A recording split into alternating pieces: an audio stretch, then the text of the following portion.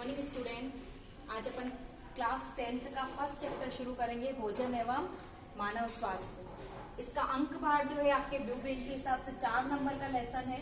इसमें से आपके क्वेश्चंस जो आएंगे वो 1+1+2, 2+2 या 3+1 है ना, उस हिसाब से सेट होगा। और बहुत इजी जनरल साइंस का चैप्टर है और इसको अगर अपन ढंग से पढ़ेंगे तो हमारे 4 में से 4 नंबर के आने के चांसेस बढ़ जाते हैं। फर्स्ट अपन शुरू करेंगे संतुलित भोजन। हमने हालांकि बिफोर क्लासेस में पढ़ा है कि संतुलित भोजन क्या होता है।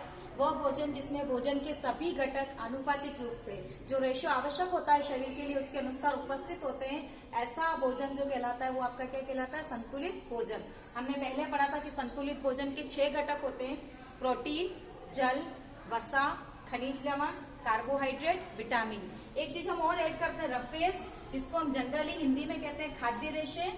जितनी भी आपके रेशेदार सब्जियां होती है, पालक, मेथी, जितने भी फ्रूट्स होते हैं, गाजर वगैरह, वो रफेज से बने होते हैं। और रफेज में सेल्यूलोज नामक पदार्थ होता है जो कि हमारे डाइजेशन को प्रॉपर करता है। इससे भोजन जो होता है वो लसलसा बना रहता है और आसानी से पाचन क्रिया संपन्न होती है और हमें किसी प्रकार की कोई समस्या से ग्रसित नहीं होना पड़ता है।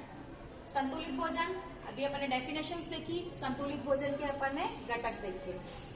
संतुलित भोजन को खाने से क्या क्या लाभ है? तो हमको सबको पता है कि हमारा शरीर जो होता है वो उचित वृद्धि और विकास करे। जनरली अपन देखते हैं कि बहुत जनों के फिजिकल ग्रोथ तो हो जाती है लेकिन मेंटल ग्रोथ जो होती है वो प्रॉपर रूप से नहीं हो पाती। बच्चा पढ़ने में कमजोर होता है, दैनिक जीवन के जो कार्य है वो प्रॉपर नहीं कर पाता, जिस कक्षा में है उसके अनुसार वो पढ़ाई नहीं कर पाता, उससे बिलो क्लास की पढ़ाई भी उसको समझ में नहीं आती है। तो जब तक हमारा भोजन संतुलित नहीं होगा, बैलेंस डाइट जिसको कहते हैं, वो नहीं होगी, तब तक हमारे शरीर का उचित वृद्धि और विकास नहीं हो सकता। शरीर को मजबूत बनाता है, हमारा जो स्ट्रॉन्ग मसल्स है, बोन्स है, उसको प्रॉपर रूप से मजबूत बनाता है। रोग प्रतिरोधक क्षमता, जिसकी हमको आज बहुत आवश्यकता है। वर्तमान परिस्थितियों को देखते हुए जो व्यक्ति की रोग प्रतिरोधक क्षमता, इम्यून सिस्टम पावरफुल है, वो आने वाली इन बीमारियों से ग्रसित नहीं होगा और अच्छे से अपने आप को सर्वाइव कर पाएगा। मानसिक विकास, मेंटल एज के बारे में अपन अभी बात की। उचित ऊर्जा स्तर, हाई एनर्जी लेवल। बहुत सारे बच्चे ऐसे होते हैं कि अच्छे से प्ले कर सकते हैं, अच्छे से पढ़ाई कर सकते हैं, फिर भी उनका शरीर का एनर्जी लेवल जो होता है वो बहुत ज्यादा लो नहीं होता है। तो अगर उनकी बैलेंस डाइट है तो एनर्जी लेवल अच्छा रहेगा। अगर बच्चा प्रॉपर रूप से खाना नहीं खाता, आजकल के जनरली मम्मी की समस्या रहती है कि बच्चा सब्जी नहीं खाता है, बच्चा सारी भोजन के जो आवश्यक घटक है उनको प्रॉपर रूप से नहीं खाता है, जंक फूड ज्यादा ले रहा है, मैगी हो गया, चाउमीन हो गया, जितने भी चाइनीज फूड है उनको ज्यादा ले रहा है। तो जब तक हमारी बैलेंस डाइट नहीं होगी तब तक हमारे शरीर की एनर्जी लेवल भी हाई नहीं रहेगा और हमारे कार्य करने की क्षमता जो क्या हो जाएगी, कम हो जाएगी। जब तक हमारा ऊर्जा स्तर सामान्य है तब तक हम प्रॉपर तरीके से कार्य को कर सकते हैं। कुपोषण, अभी अपने संतुलित भोजन की बात की, इसके जस्ट अपोजिट कुपोषण, लंबे समय तक भोजन में किसी पोषक तत्व की कमी हो जाए, इनमें से कोई भी, चाहे प्रोटीन की कमी, जल की कमी, वसा, खनिज लवण, कार्बोहाइड्रेट और विटामिन या रफेज, इनकी में से अगर किसी एक की भी कमी हो जाती है तो हमें कुपोषण की घटना या लक्षण दिखाई देते हैं। कुपोषण जो होता है, जनरली कुपोषण में किसी एक पोषक तत्व की कमी से होने वाले रोग अभावजन्य रोग कहलाते हैं। इनको अभावजन्य रोग इसलिए कहते हैं कि इनमें से किसी एक पोषक तत्व की कमी है। यदि कुछ समय तक डॉक्टर के उचित मार्गदर्शन में अगर हम उस पोषक तत्व को अपने भोजन में लेते रहें तो उसका अभाव जो हमारे शरीर में हुआ है वो फुलफिल हो जाता है, उसकी पूर्ति हो जाती है और हमारे शरीर में जो रोग हुआ है उसके सिम्टम्स पुनः समाप्त हो जाते हैं और हम स्वस्थ हो जाते हैं। कुपोषण से क्या हानियां होती है? शारीरिक और मानसिक दुर्बलता, इसमें सारी चीज आ गई। शारीरिक में वृद्धि आ गया, विकास आ गया, रोग प्रतिरोधक क्षमता आ गई, शरीर का मजबूत होना, स्वस्थ होना। और मानसिक दुर्बलता, मेंटल एज के अकॉर्डिंग बच्चा काम नहीं कर पाता है, उसको मेमोरी, उसकी स्मरण शक्ति बहुत वीक होती है, सोचने समझने की शक्ति क्षीण हो जाती है, डिसीजन मेकिंग पावर जो होता है वो कम हो जाता है कुपोषण के कारण क्या है? मुख्य कारण है गरीबी, शिक्षा का अभाव और उचित मार्गदर्शन का अभाव। गरीबी, हमको पता है कि भारत में जनसंख्या बहुत ज्यादा है और जनसंख्या अधिक होने से रोजगार के अवसर कम है।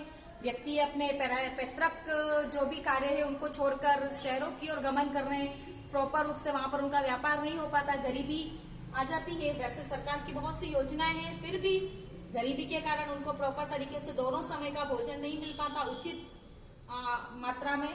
शिक्षा का अभाव, बहुत जने ऐसे होते हैं जिनको भोजन मिल रहा है लेकिन खाने का तरीका उनको पता नहीं है कि किस चीज को खाने से शरीर में क्या कमी हो सकती है, क्या वृद्धि हो सकती है। जनरली ये सभी चीजें किस अनुपात में हमको खानी चाहिए। हम लोग जंक फूड खाते हैं, कार्बोहाइड्रेट वसा की मात्रा ज्यादा खाते हैं, घी तेल का खाना, ऑयली फूड खाना, मीठा बहुत ज्यादा खाना। जबकि हमको अगर प्रोटीन खाना है, फल खाने, फ्रूट खाने, जिसको कहते हैं सब्जियां खानी, सीजनल फ्रूट खाने, वो नहीं खा पाते हैं। तो हमको पता नहीं कि किस प्रकार से क्या लेना। उचित मार्गदर्शन का अभाव, जब आपको पता ही नहीं है कि हमको क्या खाना चाहिए तो आप अपने घर वालों को भी क्या खिलाएंगे ढंग से तरीके से भोजन। तो जनरली ये 3 कारण है मेन कुपोषण के: गरीबी, शिक्षा का अभाव और उचित मार्गदर्शन का अभाव। अब अपन जो 6 अपन ने मुख्य संतुलित भोजन के घटक पढ़े, उनकी कमी से कौन कौन से रोग होते हैं इस चैप्टर में अपन डिस्कशन करेंगे। आज अपन देखेंगे प्रोटीन कुपोषण। नाम से क्लियर हो रहा है कि प्रोटीन की कमी से होने वाले रोग जो होंगे वो आपके क्या हो जाएंगे, प्रोटीन कुपोषण के अंतर्गत अपन पढ़ेंगे। जनरली प्रोटीन की कमी से जो गर्भ अवस्था में जो महिलाएं होती है, जो उनका गर्भ धारण हो रहा होता है, उनके ऊपर इफेक्ट ज्यादा पड़ता है। उनके बच्चे जो होते हैं वो कमजोर पैदा होते हैं, जिसको अपन असामान्य या एबनॉर्मल चाइल्ड भी कह सकते हैं। प्रोटीन कुपोषण में पहला रोग अपन पढ़ेंगे क्वाशियोकोर और सेकंड अपन पढ़ेंगे मैरमस। इसके ऊपर क्वेश्चन बनता है कि प्रोटीन की कमी से होने वाले किन्हीं 2 रोगों के नाम लिखो, या प्रोटीन की कमी से होने वाले किसी रोग का नाम लिखकर उसके लक्षण को बताओ। तो इसको अपन थोड़ा सा फोकस करेंगे। क्वाशियोकोर रोग में जो लक्षण होते हैं वो पेट का फूलना। जनरली अपन देखते हैं कि कच्ची बस्ती में जाते हैं या जो रोड पे परिवार रहते हैं बिना मकानों के, तो उनके बच्चे जो होते हैं उनका पेट फूल जाता है, शरीर बिल्कुल दुबला पतला, पेट अतिरिक्त रूप से फूला हुआ दिखता है। भूख कम लगता, ऐसे बच्चों को भूख कम लगती है, स्वभाव चिड़चिड़ा होता है। एनर्जी लेवल डाउन है तो हमारा स्वभाव जो होगा वो क्या हो जाएगा, चिड़चिड़ा हो जाएगा। त्वचा पीली, शुष्क, धब्बेदार हो जाती है, फटने लग जाती है जगह जगह से। वो आपके क्वाशियोकोर के लक्षण है। मैरमस के लक्षण है आंखें क्रांतिहीन, आंखों में चमक नहीं रहती, आंखें अंदर धसी हुई हो जाती है, डार्क सर्कल या नीचे का एरिया जो होता है वो काला हो जाता है, शरीर दुर्बल, बिल्कुल पतला दुबला हो जाता है। तो अभी अपन ने क्वाशियोकोर और मैरमस के लक्षण देखे। इनका उपचार एक ही है, प्रोटीन या प्रोटीन से बनी हुई चीजों को अतिरिक्त मात्रा में भोजन के रूप में ग्रहण करना और चिकित्सक की देखरेख में अपना इलाज शुरू करना। आज अपन ने इतना पढ़ा। नेक्स्ट जो भी आपके हैं वसा की कमी से, खनिज लवण, कार्बोहाइड्रेट, विटामिन की कमी से होने वाले रोगों के बारे में डिस्कशन करेंगे। आज हमने संतुलित भोजन की परिभाषा, उसके लाभ, कुपोषण के कारण, कुपोषण की हानियां, संतुलित भोजन के घटक और प्रोटीन कुपोषण से होने वाले 2 रोगों के बारे में डिस्कशन किया था। आज का हमारा क्वेश्चन थी ये होमवर्क कॉपी में, संतुलित भोजन किसे कहते हैं, संतुलित भोजन से होने वाले लाभ लिखें। कुपोषण किसे कहते हैं, कुपोषण की हानि और कुपोषण के कारण लिखें। तीसरा हमारा क्वेश्चन बनेगा प्रोटीन कुपोषण से होने वाले किन्हीं 2 रोगों के नाम, लक्षण और उपाय लिखे। ये 3 क्वेश्चंस आपको होमवर्क कॉपी में आज करने हैं। नेक्स्ट अपन अगली क्लास में देखेंगे। Thank you.